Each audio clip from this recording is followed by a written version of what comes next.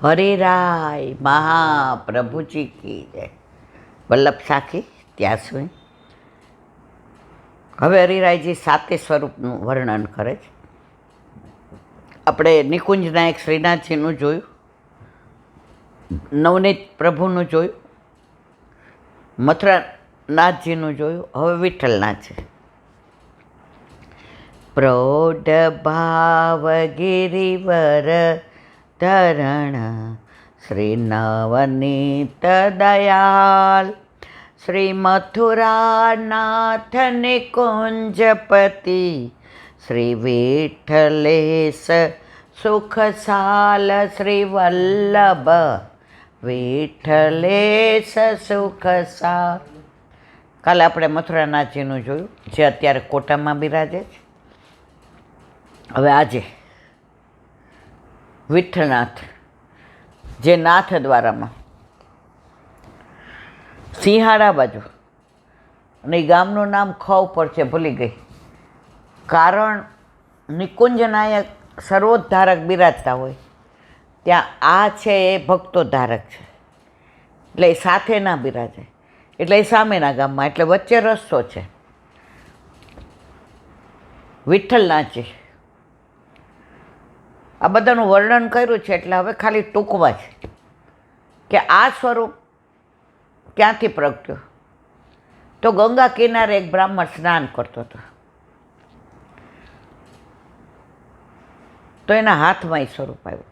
પાછું પધરાવી દીધું, મારા વાલા, અમે બ્રાહ્મણ, અમે તો લોટો પાણી રેડી અમારા શંકર ભગવાનને હર હર ભોલે, અને અમારા મહાદેવ રાજી થઈ જાય છે. આપ નહીં હો, આપ તો 56 ભોગના આરોગનારા, આપને ધીરાન મોતીન માણેકને ના બાપા ના, અમે તો નિષ્કંચ. બીજી વાર તો બીજી વારે આવ્યું, ના લઈ જાઓ, અહીંયા ઘણી વાર તો જળની લોટીથી ચલાવવું પડે છે, આપણે ક્યાંથી ભોગ ધરાવો.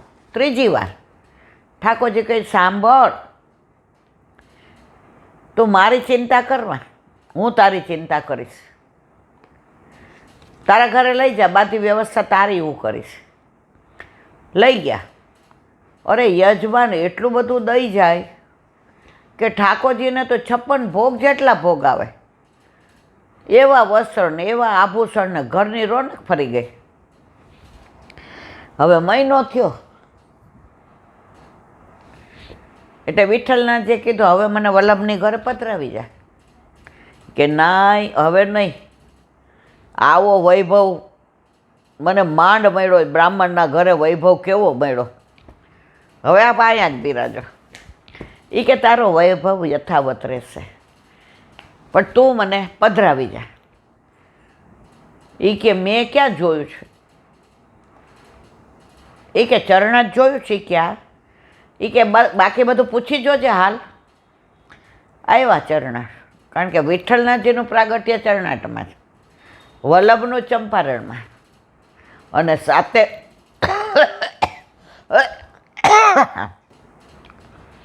સાથે બાળકો અડેલમાં. હવે આવ્યા બ્રાહ્મણ ચરણાટમાં. આખા ગામમાં નંદ ઘેર આનંદ ભાઈઓ થવાની તૈયારીમાં હતું. બધા આમ રાજી હતા કે હમણાં પ્રાગટ્ય થશે, હમણાં થશે. અને એ બધાને પૂછતા તો કે ભાઈ પૂછવાની જરૂર નહીં, આ આનંદ કિલ્લોલ થાય છે ને એ જ વલ્લભનું ઘર. પહોંચી ગયા. જઈને વલ્લભના હાથમાં કે આ સ્વરૂપ, તો અંદરથી સમાચાર આવ્યા કે ગુસાઈજીનું પ્રાગટ થયું, વિઠ્ઠલનાથજીનું, લાલનનું. વલ્લભ કે સેવ્ય અને સેવક સાથે જ આવ્યા. એટલે વિઠ્ઠલનાથજી ઘરે આવ્યા તો આ બાળકનું નામ એ વિઠ્ઠલનાથજી. તો ગુસાઈજીનું નામ શું પાડ્યું? વિઠ્ઠલનાથજી. આ બધી લીલાઓ એવી છે ને કે વિઠ્ઠલનાથજીની વાત કરો કે વિઠ્ઠલ પ્રભુની કરો કે એમ થાય. આમ આપણો માર્ગ જ એવો રસાળ છે. અમુક ધર્મના મને એમ કે અમારે આમ બધું છોડવાનું, કે ત્યાગી દેવાનું. મેં તો અમારા આમ કે માણો, એ કે તમારામાં તો બધી ભગવાનની લીલાની જ રસની જ વાત હોય. મેં તો અમારામાં નીરસ કાંઈ આવે જ નહીં. તો એ વિઠ્ઠલનાથજીનું સ્વરૂપ કોઈના માથે નથી પધરાયું. ગુસાઈજીના ઘરે જ, અરે વલ્લભના ઘરે જ રહ્યું. અને અત્યારે નાથ દ્વારા બિરાજે છે, આમ કેડ ઉપર હાથ મૂકીને. અને કયું છે, વેણુનાથ કર્યો પ્રભુએ, ગોપીઓને બોલાવી. મીઠા મીઠા નાદ ના દૂરથી આવી આવી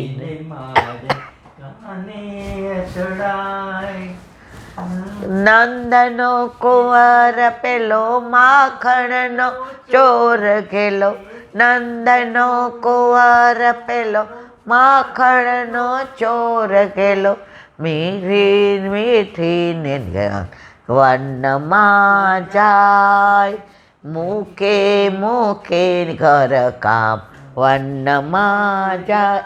તો બધી ગોપીઓ દોડતી આવી. બધું આવશે દસમ સ્કંદમાં. હવે એક તો વેણુનાથ કર્યો, નામ લઈ લઈને ગોપીને બોલાવી. આવી એટલે કે મહાભાગે સ્વાગતમ ઓ મહાભાગે. કેમ આવવાનું થયું? ગોપીઓ કે અરે આજે આપણે કોઈને જમવાનું કહીએ, બોલા કે ટાઈમ નથી. ના ના, કાલ તો તમારે આવવું જ પડશે, ચાલે જ નહીં, તમારા નજીકના જ.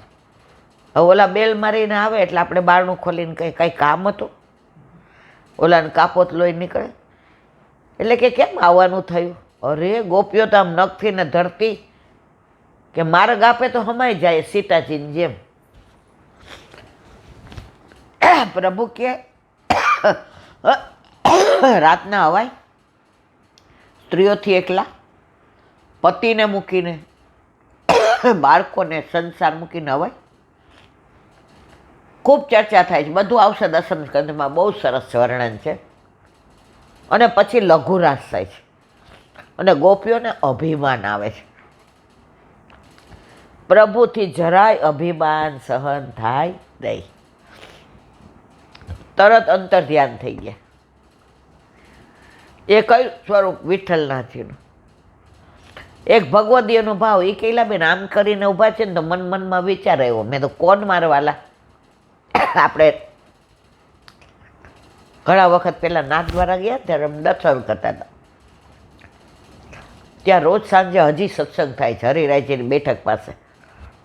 એટલે હું બેઠી તો એ વ્રજવાસી બેન મારી બાજુમાં બેઠા હતા. મને કે વિઠ્ઠલના કે દેખ કે મૂકો તો યો લગે. મેં તો ક્યો લગે તુમકો? એ કે આમ કેડ ઉપર હાથ ઊભીને. એ કે આપણા ઘરે બિરાજતા હોય ને તો આમ કેડ ઉપર કે કોઈ તારું નામ લે ને તો હું બેઠો જ, પણ ખોટું ન કરતી. એ કે કાંઈ કોઈ બ્લેમ કરે, ખોટું કરે, ઠાકો જ કે હું છું, આ મારી માં છે. મેં તો બેન તમને આવો ભાવ આવે, બ્રજવાસી છો તો? અમે તો હજી તબક્કે પહોંચ્યા જ નથી. તો વિઠ્ઠલનાથજીની બહાર તમે નીકળો ચોક આગળ એટલે હરિરાયજીના બેઠક છે અને મોટો ઓટલો ને જગ્યા છે. ત્યાં આજની તારીખમાં પણ સત્સંગ થાય છે, કારણ કે હરિરાયજી ત્યાં સત્સંગ કરતા હતા. તો એ વિઠ્ઠલનાથજીના ઘણા બધા પ્રસંગો છે, સામનેજી સહિત છે.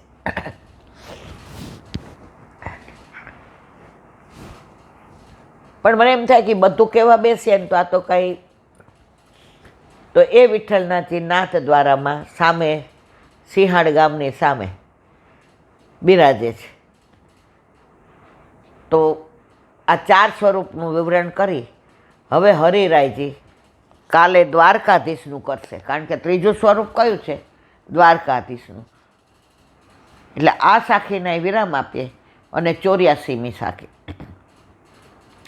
શ્રી દ્વારકેશ તદભાવ મેં ગોકુલેશ વ્રજભૂપ અદભુત ગોકુલ ચંદ્રમા મનમોહન મન રૂપ શ્રી વલ્લભ મનમંથ મોહન દવૂપ. કાલે આ સાખીનું એવું રે. બોલો વલ્લભાધીશ કી જય. વાઘ મુક્તાવલી.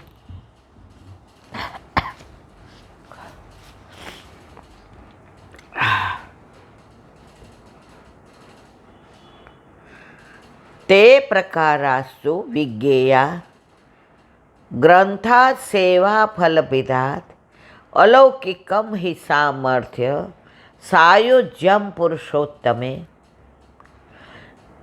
વૈકુંષ્ઠાદિપુ સેવાયામ શરીરમધિકારકૃત. ગુજરાતી. સેવાના એ પ્રકારો સેવાફલ નામના મહાપ્રભુજીએ પ્રકટ કરેલા ગ્રંથથી સમજી લેવા. 16 ગ્રંથમાં સેવાફલ નામનો ગ્રંથ છે. જેમ કાલે આપણે અંતઃકરણ પ્રબોધ, સંન્યાસ નિર્ણય, પંચપદ્યાની, ભક્તિવર્ધની, યમનાષ્ટક, બાલબોધ, નવરત્ન, ચતુશ્લોકી, આ 16 વલ્લભ ગીતા છે. એટલે એનું વિવરણ આ સેવાફલમાં છે.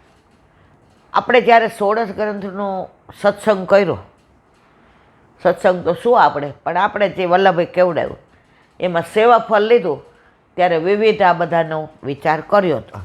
એટલે કે છે સેવાના 3 ફળ છે. એક તો લોકમાં કોઈ સ્થળે ન જોવામાં આવે તેવું અલૌકિક અદ્ભુત સામર્થ્ય છે. પેલા પુરુષોત્તમદાસ શેઠ 84 વસુબાઓની વાર્તા, ઘરડા થઈ ગયા હતા. તો એના દીકરાને એમ થયું, હવે મારા બાપાથી નથી થતું, કાલથી સેવામાં હું જઈશ. સવારે વહેલા ઉઠીને નાહી ધોઈને ગયા. એના બાપા બંગડા કરતા હતા, આમ 16 વર્ષના યુવાન જેવા. અરે એ કે મારા કરતાં તો આમની સ્ફૂર્તિ વધુ છે. તનુ નવત્વનું દાન મળે એટલે આપણે ઘરડામાંથી યુવાન ન થઈ જાય. આપણી બધી ઇન્દ્રિયો પ્રભુગામી થઈ જાય. આપણા હાથ નથી હાલતા. આ વાળ ઓળવા હોય તો ન ઓળાય, પણ પ્રભુ એનામાં આપણને બોલાવે. આ પગ નથી હાલતા, પણ આપણા ઠાકોરજી પાસે જવું હોય તો જવાય. તો આ અલૌકિક અદ્ભુત સામર્થ્ય છે. ઘણા વૈષ્ણવ 90 વર્ષના મેં જોયા છે. આપણે અસારવામાં આવે છે 88 વર્ષના. રૂપ તો ભગવાનને એમને જ આપ્યું છે, કોમળતા એમની છે, બોલવાનું એવું સરસ, ફૂલ જરે, નામ ન દેવાય.